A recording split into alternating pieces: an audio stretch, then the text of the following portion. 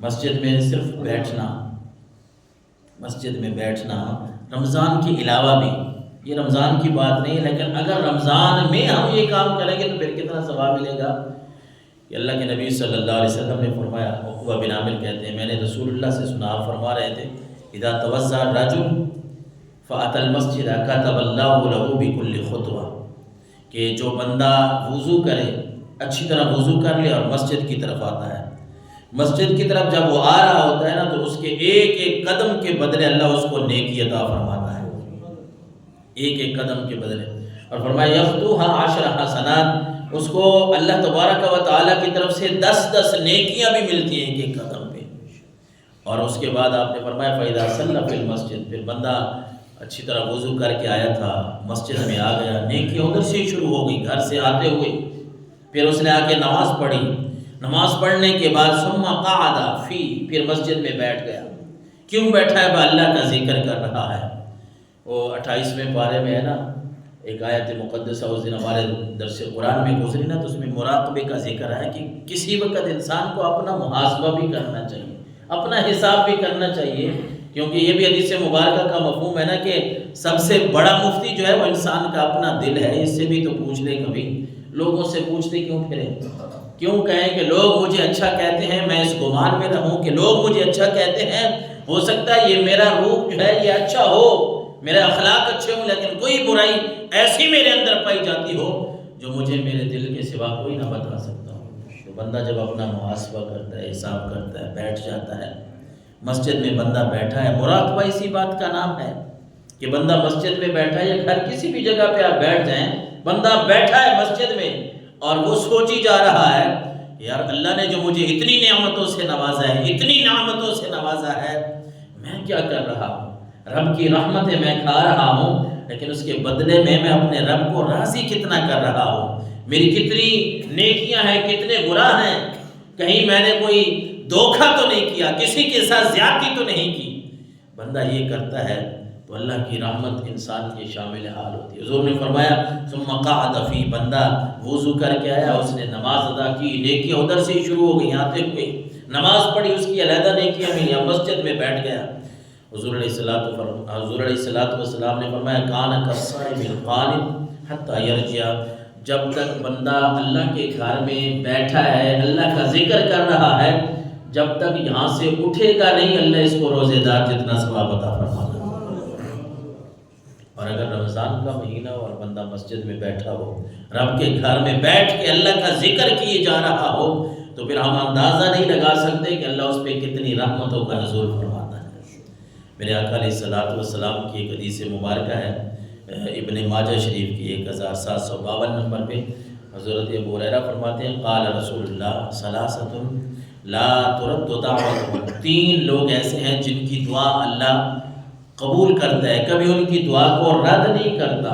موڑتا نہیں ہے کبھی۔ وہ کون کون سے ہیں؟ اللہ کے نبی نے پہلا فرمایا الامام العادل،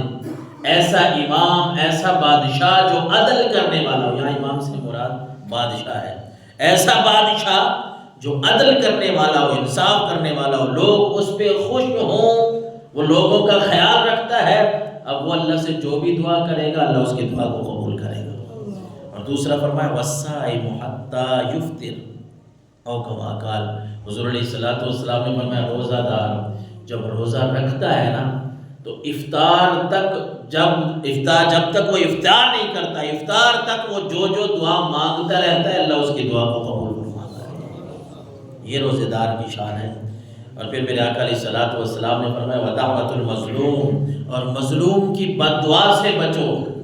جو بندہ مظلوم ہے نا اس کی بد دعا سے بچو، کسی کے ساتھ زیادتی نہ کرو، کیونکہ اگر زیادتی کرو گے اور اس نے اللہ کے سامنے تمہاری شکایت کر دی نا تو یہ تمہارے لیے بہت بھاری ہوگی۔ یرفع اللہ دون الغمام یوم القیامہ، اللہ کے نبی صلی اللہ علیہ وسلم نے فرمایا جس نے اگر ہاتھ، اس مظلوم نے جس کے اوپر تم نے ظلم کیا، اس نے اگر اللہ کی بارگاہ میں تمہاری شکایت لگا دی نا تو اللہ تعالیٰ اس کی دعا کو بھی رد نہیں کرتا، تمہارے خلاف قبول کر لے گا۔ اور یہاں روزے دار کے لیے 3 چیزیں تھیں، اور ہم کیا بات کر رہے تھے؟ بھئی مہمان آنے والا ہے ہمارے پاس، دنیا کا ایک اصول ہے، مہمان آتے جاتے رہتے ہیں، آپ دیکھتے رہتے ہیں کہ وہ ریڈ کارپٹ کے ساتھ مختلف چیزوں کے ساتھ لوگوں کا استقبال ہوتا ہے، وہ ہمارا مہمان آیا ہے۔ تو یہ اللہ کا مہمان جو ہمارے پاس آ رہا ہے نا، یہ رمضان المبارک کا مہینہ، یہ کون سا مہینہ ہے جس کو اللہ کے نبی صلی اللہ علیہ وسلم نے فرمایا، حضور علیہ السلام نے فرمایا یا شہر اللہ، اللہ فرماتا ہے کہ یہ میرا مہینہ ہے، شہر اللہ ہے، یہ اللہ کا مہینہ ہے، اور اس اللہ کے مہینے کا استقبال ہم نے بھرپور انداز میں کرنا ہے۔ اب سے تیاری کرنی ہے، کوشش کرنی ہے، اب سے ہی ہم برائیوں سے دور ہوں، کچھ دن باقی ہیں کہ برائیوں سے بندہ دور ہو، اپنے آپ کو سنبھالنے کی کوشش کرے۔ بس اصل بات تو یہ ہے، ہو سکتا ہے کوئی ایسی گھڑی اللہ تعالیٰ ہمیں عطا فرما دے کہ ہمارے گناہ معاف ہو جائے، اللہ کی رحمت، اللہ کا فضل ہمارے اوپر برسنے لگ جائے۔ حضور نے فرمایا وَتُفْتَحُ لَهَا أَبْوَابُ السَّمَاءِ وَيَقُولُ بِعِزَّتِي لَا تَضُرُّكَ وَلَوْ بَعْدَ حِينٍ، کہ جب کوئی امام، عادل امام اگر وہ دعا کر دے اللہ کی بارگاہ میں، کوئی روزے دار اللہ کی بارگاہ میں دعا کر دے، کوئی مظلوم کسی کے خلاف